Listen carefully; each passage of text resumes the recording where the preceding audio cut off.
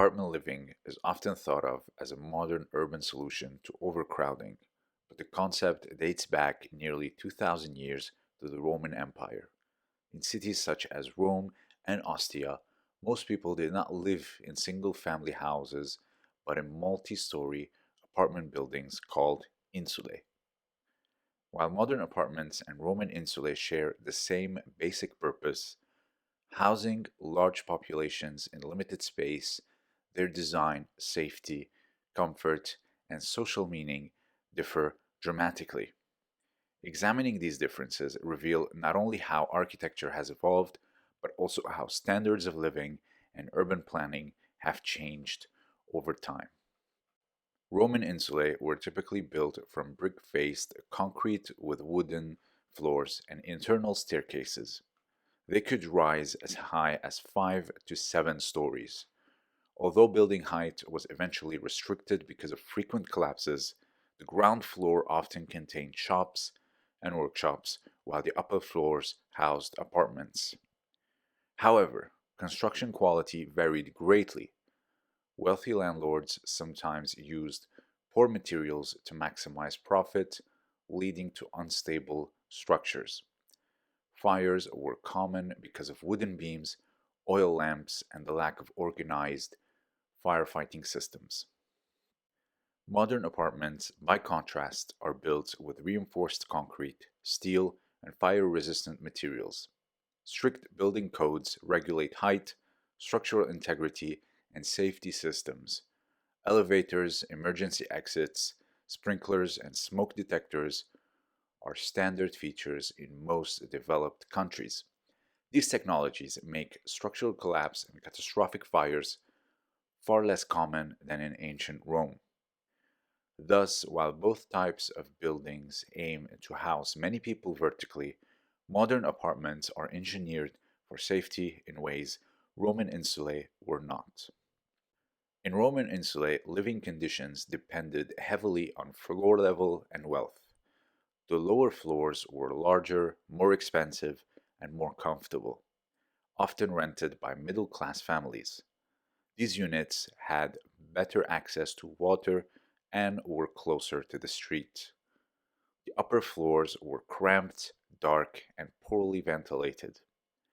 Residents had to climb multiple flights of stairs daily because elevators did not exist. Many units lacked running water, forcing tenants to use public fountains and latrines.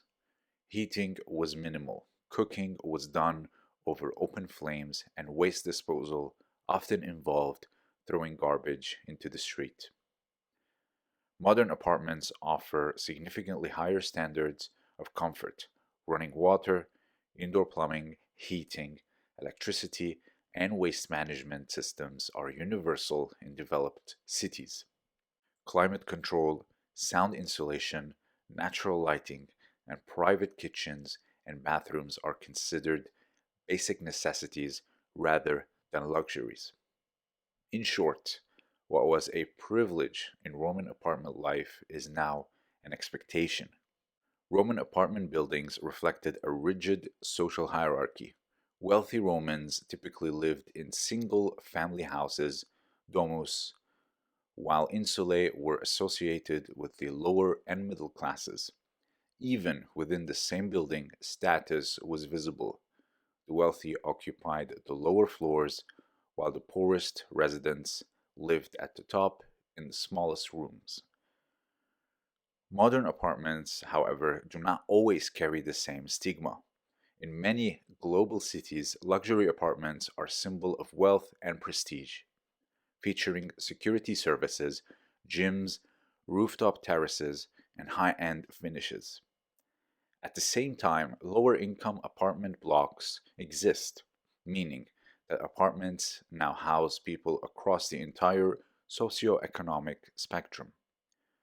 Thus, while Roman apartments were largely a necessity for the non elite, modern apartments can represent either necessity or luxury.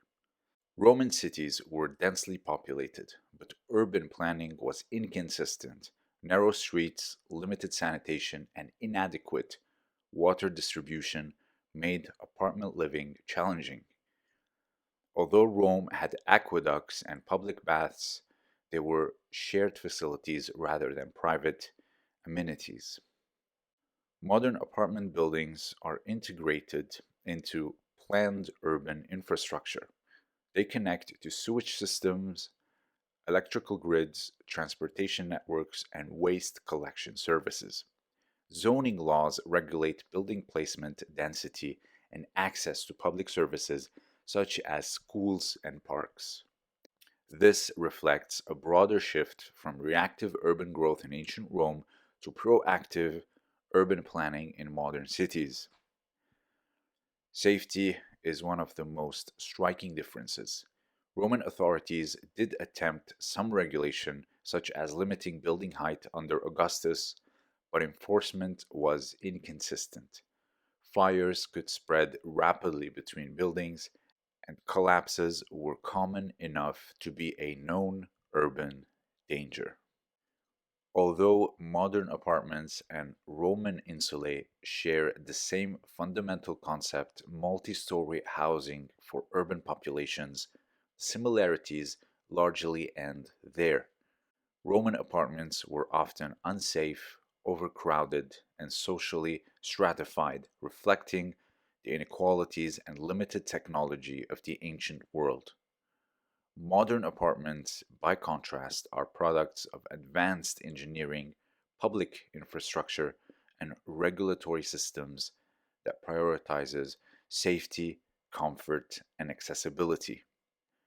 The comparison highlights how far urban living has evolved.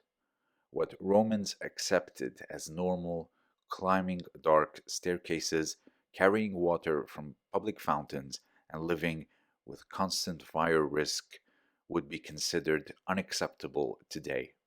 Yet, the persistence of apartment living across millennia also shows that the challenge of housing dense urban populations is not new, only our solutions have changed.